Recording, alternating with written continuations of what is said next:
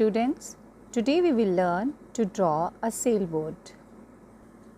At first, write number 1. Now, make this line a little longer from both sides.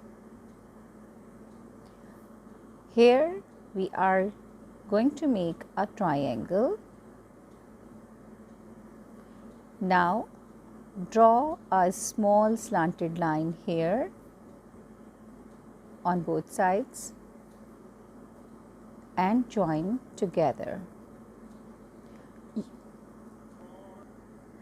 You can add details by drawing lines and circles.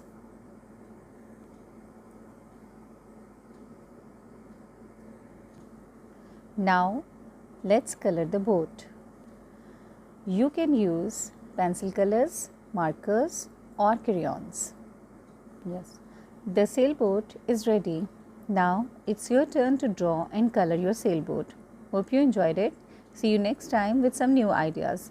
Stay home, stay safe. Allah Hafiz.